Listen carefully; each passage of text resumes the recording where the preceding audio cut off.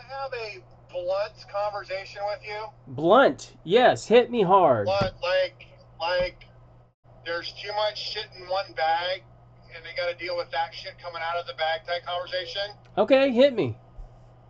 What extra training would I need? Because I'm looking at schooling to get my PhD in psychology because I wanted to help people because I had clinical hoarders in my life. But the problem is, I just got off the phone with Walden, and it's looking like 2 years to one class every 6 weeks to get my BA, let alone my PhD. So I'm looking at a 6-year plan. Is there any training that I can do to get more, not to earn more, but to understand more? Or like the CPR, the 30-hour OSHA fall protection type process. Is there something I can take that energy and put it into that will benefit me off of federal contracts versus anything else? I mean, look, any education, I'm a big proponent of education. I've been learning all my life. Uh, Even in today, I spend probably 2 hours a day learning different things that I'm interested in.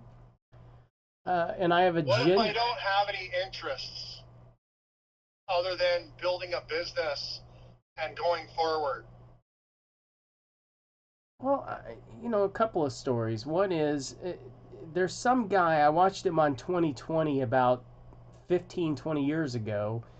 He, at the age of 40 years old, decided that he wanted to become an attorney, and he did that. At the age of 50, decided he wanted to be a medical doctor and did that. Um, Oh, wow. and, Okay. and then I'll also mention on the mental health realm that there's a YouTube pilot that I follow who let's say he retired out of the military. He was a military F-18 pilot, Hornets, um, and he was also an instructor for the Navy. And he had a student that was really good and was having what appeared to be a really bad day, wasn't able to answer normal questions, got him in the cockpit flying in the jet, and was missing marks and messing up, and he just couldn't understand. So he just finally, in the thing, he's like, dude, are you all right? And the guy goes, man, I was up till 3 o'clock in the morning trying to save my dad from killing himself. And he goes, what the hell? You shouldn't even be in an airplane right now. You should be at home with your family. And he said he, got with the higher ups, and he says today didn't exist. It did not happen. This is not going against you. Go take it. But anyway, that happened, and then he decided as he was going into the airlines after retirement from the Navy that he would go back to school and get a psychology degree because there's a lot of mental health issues with pilots in the world. And so now he runs a YouTube channel where he talks not only about airplane stuff, flying for the airlines, but also mental health. uh, and he particularly, the episode I liked was the one about the Air India flight that crashed into that building a few weeks ago, and there's only one survivor, and they found that the Right, right. fuel switches had been turned off, and he said that's on purpose. So look, this is why you should listen to me. And so, look, I always tell people, some people call me up from time to time and they say, I only want to do jobs for the VA. Well, why is that? Because I'm a veteran and the VA does good work for our veterans, and so I only want to work for them. And I go, dude, why don't you work for all the federal government agencies, take your money and donate it to Wounded Warriors or some other organization that supports veterans rather than just limit yourself to a certain subsect of opportunities. And he goes, oh, that makes a lot of sense. And I had another guy tell me, well, I want to go build a camp, for youth for my church group. And I said, great, make a bunch of money here and then go do whatever your passion is. So I don't know what your passion is, Joel, but if you make enough money, you can follow your passions, I assure you. So, because that makes, yeah, no, that makes more sense. That makes way more sense. Because that's my intent. I just looked at a project to remodel a house here in Louisville, and an entire flip. She got a quote for 12,200, 12,600 to do it. I'm like, how do you even do that? Because my mentality is you need to make money to be in business, not give it away and work off volume. Well, there's arguments both ways. I'll tell you this: we have a client named Aaron, and he leaves the workshop 10 years ago, and he comes back like a year later or something like that, goes through the workshop again. But during the workshop, he said, "Well, Sean, I did about 300 jobs," and I'm thinking, what? Like, what? That's a third of the number of jobs that we did over our entire career. And he goes, "Yeah, I've completed about 300 jobs." I can't remember the time frame, but it was some small time frame, less than 5 years. And right. And he goes, "Yeah, I'm doing them by volume, small margins, huge volume." And I was like, "Dude, that's not what we teach. What are you going to do if one of those jobs gets screwed up?" And I don't know how many jobs. I mean, you can look them up. His company CR Palace. It'll be on usaspending.gov. It'll tell you how many jobs he's done over the years. But my guess by now it's probably over 1,000, like more than we did. But he's making plenty of money, and so look, I'm just gonna say there's an argument for that. Okay, I'm sure he hasn't made $330 million over over the 1,000 jobs, which we did, but right. But anyway, so I mean, there's arguments both ways. And didn't we talk about a job last week where I said, "Hey, don't be surprised if you see some job that's got 15,000 in cost and it goes for 17,000. It might be just somebody like me walking in there and saying, 'Hey, I'm going to make $1,000 an hour, easy peasy.'" Right. That was gravel. That was the gravel, the the 660-ton gravel project that I bid. Did you get that job that's the same thing. Submitted? I got it all submitted off. Yeah, front of last week. Yes. Good.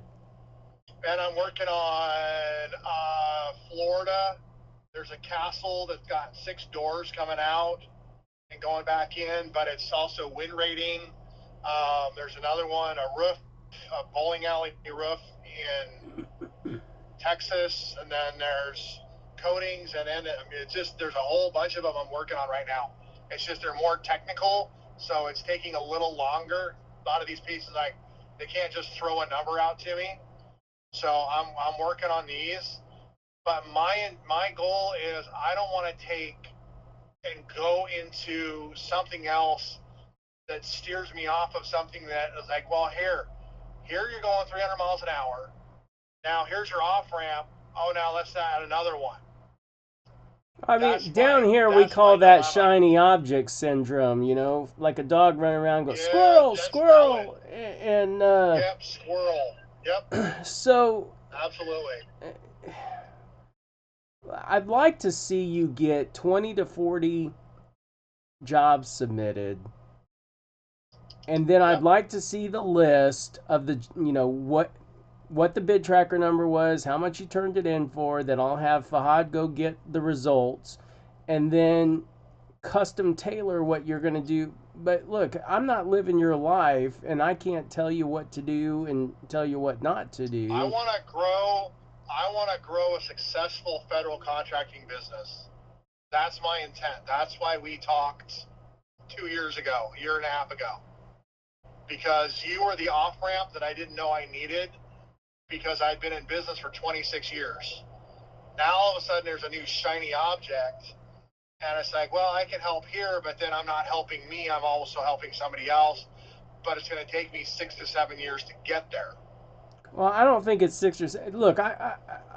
With schooling, it will. Well, no, I With understand that schooling, part, it's but going to what I'm take that. saying is, there's a guy named Joseph Patek, or I'm not sure exactly how to pronounce his last name, Patak, but he's the preacher guy that got real emotional in one of my videos, and he called me up one night and he said, "Sean, this has to work," and I said, "Joe, I'll be right here with you every step of the way." And then he got his first job, and then he got his second job, and then he got his third job. And I just got a notification this morning. He just got a $500,000 job. So, I mean, that video initial conversation I had with him was maybe a year and a half ago, something like that. And, he's absolutely killing it now. And by the way, he did go out and get his SSHO, his CPR and OSHA and fall See, protection. that right there, because I keep seeing that. I keep seeing the SSHO stuff come up, and it's like, well, why can't, if I want to put time into something to learn, why can't I do that? Because I'm helping grow other businesses, but I'm also growing my own because I can manage my own projects. Yep. That alone, there's your OSHA 30, your CPR, and I mean, how much time am I looking at? Probably less time than 7 years, 6 weeks at a time to do it versus psychology versus SSHO. And you can make a shit ton more money doing it, and it's in the same trades. Yep. And you're growing with it, and you're helping other companies, but at the same time, you're learning from those companies how they're doing things. Look, so it's like you're getting paid for that education. I'm a facilitator, and in some ways, I'm an enabler. And so, I have to be. Sometimes I feel like I have to be careful about what I say, and the reason is because, like, I'm the guy that I always say, call me up and I'll tell you what to do. But I'm not telling you what to do with your life. I'm telling No, you that today you should pull up 3 jobs and take a look at it. Okay, tomorrow you should, if you get an award, you should do this. If you end up in a situation, here's 3 different options for how to handle. I'll tell you what to do as it relates to federal contracts, but I don't ever want to tell somebody what to do with their life. but the SSHO is that education tucked into the same field that I'm working in, and going after. Yes, of course it is. I'll tell you this. If SSHO was a requirement when I was coming up in the business, I would have absolutely, in fact, it wouldn't have even been an option. My dad would have signed me up and said, get on a fucking airplane and go over there and get this certification. Like, it wouldn't even have been an option. Like, that's what happened when I got CQC certified, when I went to a CPR class, when in those days, you didn't have to have OSHA training, not even OSHA 10 when I was in it. So I never had that. But I did do, I can't remember what the class was called. It was like an 8-hour class. I imagine it's something similar to what an OSHA 10 would be. But everything that was related to that stuff, I was required to go to. It didn't come till later in my life when you start picking and choosing what educations you do want to go after. When I was coming up in this business, I was just doing what my dad told me to do. Right. So, yeah. So with any of that type of training, that's not going to be an online thing. That's going to be an in-person, physical. I think the CPR class is in person. OSHA, I think, is online, and fall protection is in person. Okay. And then I can get that kind of training, and then that could hypothetically supplement whilst I'm getting my business going. That's a supplement because I can help others and see that makes almost more sense. Well, it makes a lot of sense. I mean, look, if you're asking my opinion, If you're asking my opinion is, there's enough psychology people in this world, and fuck them. And there's not enough federal contractors, so yay federal Yeah, contractors. and there's a lot of work. There's a lot of work is an understatement. There's a lot of work. So on that, you were talking about, and I was talking way back in the day, because you were talking about, what are they? The transformers. Sure. That fall down during storms and FEMA and all of that stuff. Yeah, the federal government replaces a lot of transformers. I've done at least 100 of them. How do I get into that? Is that a specific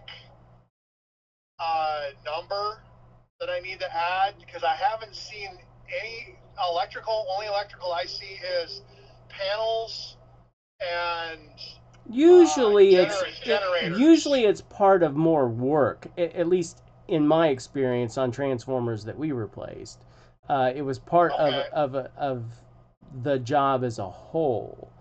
I don't know that I would specifically be looking for transformer replacements, but I mean, you could. I imagine they're in a different part of sam.gov that we don't really pay attention to. Because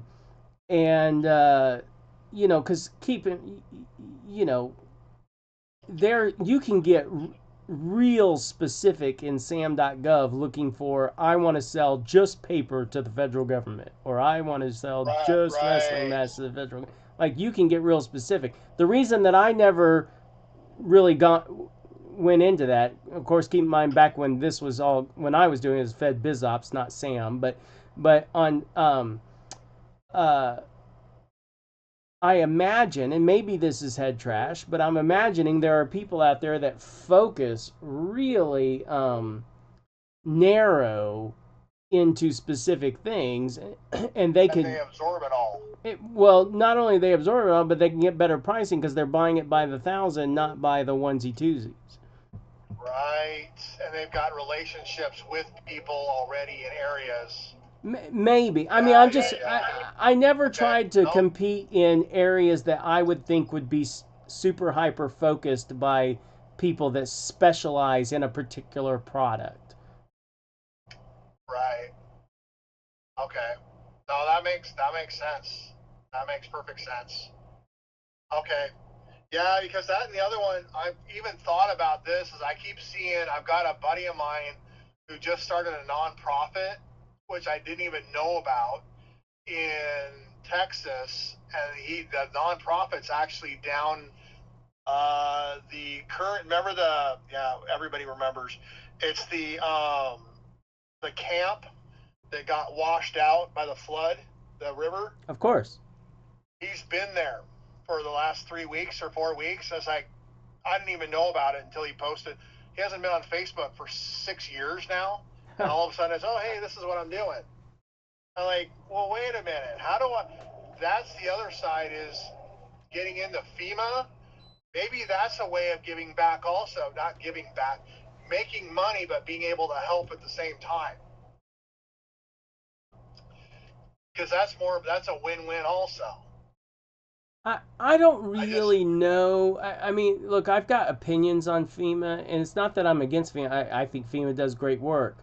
I deal with so many myths associated with FEMA in phone calls associated with federal contracting that usually what I'm doing is dispelling the myths. But here's what I'll tell you, is that when someone gets a FEMA contract, what would traditionally be considered a FEMA contract, when people see FEMA rolling in, what they're seeing is part of FEMA, like a disaster response, where they've got some 18-wheelers and some bottles of water and that kind of stuff.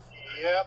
But what people also see is all the contractors coming in, the bulldozers, the backhoes, the big equipment. That's not, in most cases, owned by FEMA.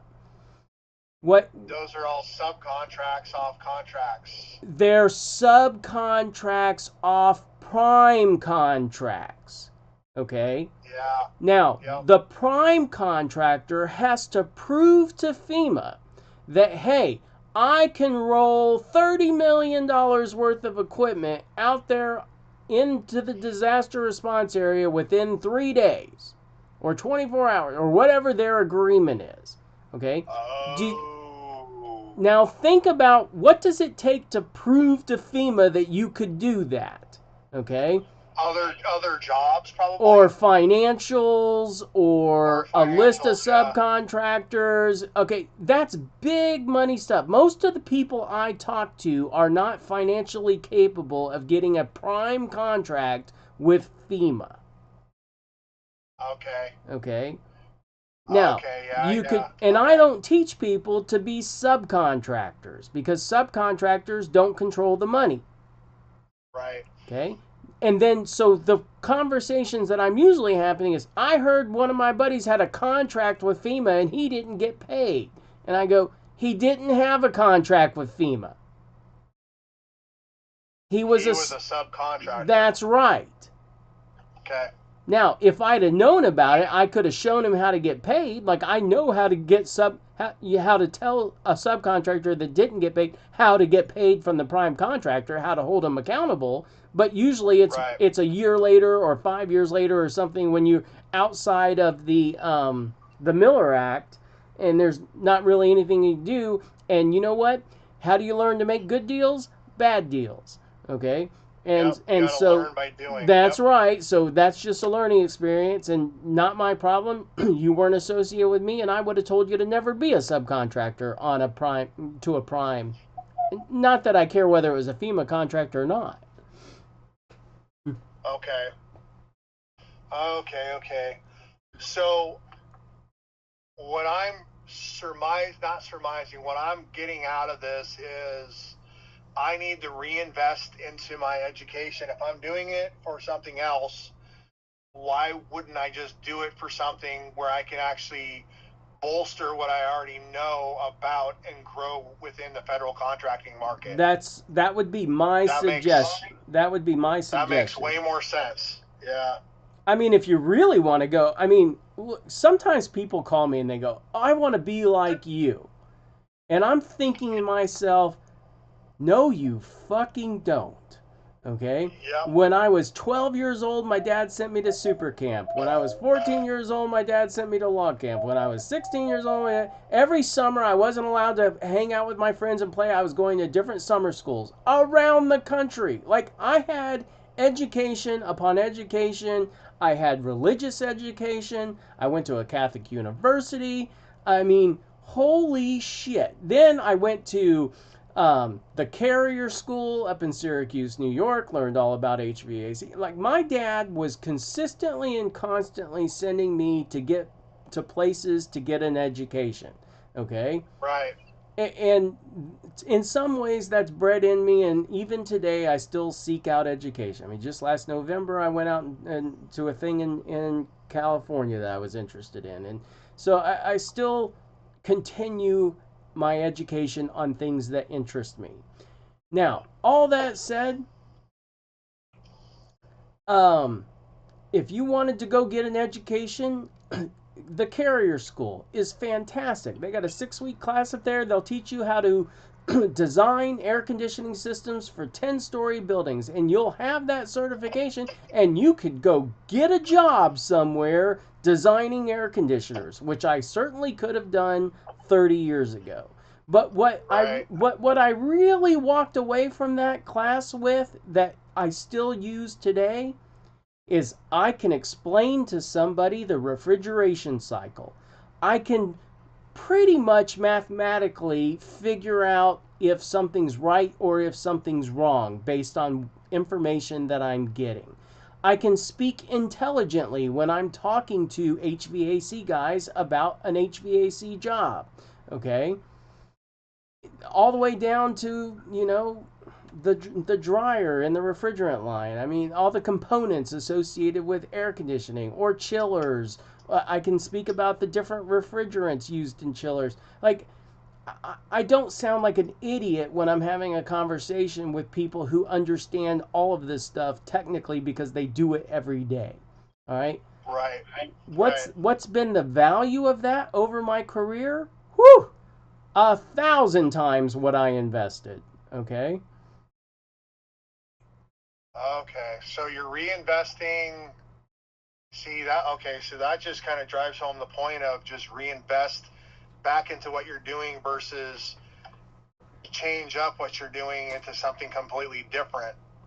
And Because then the same thing happened when we stopped doing construction. We had to, okay, GCExperts. What the hell? How do you make a website? What the hell? What is a yeah, marketing email? What the hell? I yep, mean, Jesus Christ, I just got sued yesterday because of some federal law called TCPA that my goddamn marketing team sent a text message to somebody who had replied stop, and I don't even know how much the lawsuit's going to cost. It's oh all an no, education. education, yep, yep, okay. So reinvest. Okay, so is there a school, or do you need to piecemeal the training, the 30, the OSHA, Well, I mean, you the just start with what it takes to get to become an SSHO, and look, I'm telling you the requirements that I know of 3 years ago. So I mean, the best thing you do is call any contracting officer for the Corps of Engineers and say, "Hey, I keep seeing this word SSHO. Who do you have on your team that could explain to me how I can achieve that?" And then they'll give you the current requirements. And the Corps of Engineers uses a book called the EM 385. And back in the day when I was running federal contracts all the time, I had two books in my top left drawer. One was the Federal Acquisition Regulations, and the other one was the EM 385. okay, Now, I'll admit, I have read the Federal Acquisition Regulations probably 2 or 3 times, though I have referred to them hundreds of times. I have never read the EM 385 from the first page to the last page, but I've read a lot of it, and referred to it hundreds of times as issues came up, on jobs related to safety. In 1997, we won. I think it was 97 and 98, or 96 and 97. We won Small Contractor Safety Contractor something of the year from the Corps of Engineers 2 years in a row. And that was something that we were super proud of, because some people, including Mike Rowe, the dirty jobs guy, yep, he said in some ways, safety is becoming too much of a problem for progress. And he said that their motto was always safety third. Um, yep, but I think he okay, was saying that tongue in cheek. But regardless, not everybody takes safety as number one, but we did. And let me tell you how we approached the federal government with our concept on safety. So the federal government has figured out over the years that if they stop a job, the contractor can turn around and ask for a contracting officer's final decision, and then ultimately turn around and sue them for stopping the job. And we always went into our pre-construction conferences and said, when it comes to safety, safety is number one. And that anybody, whether they're walking by our job site, or a contracting officer, or an inspector, or anybody can walk up and stop our job cold if they think something is happening that is unsafe. And we right, will never retaliate against that. You'll never get a yeah, lawsuit on us for stopping the job. That's how important safety is to us. okay, And that really put a lot of people at ease. okay. Well, because I'm now on my title, I'm putting owner slash head PM, or lead, head PM lead, or something, like head project manager. But when it comes to safety, Dude, I don't even reflect that other than what's required on the actual proposal. Well, first of all, That's it. we never really used business cards, but No. we always referred to ourselves as project managers because when the government has a problem, they don't want to talk to the owner; they want to talk to the project manager. He's the guy that gets shit done.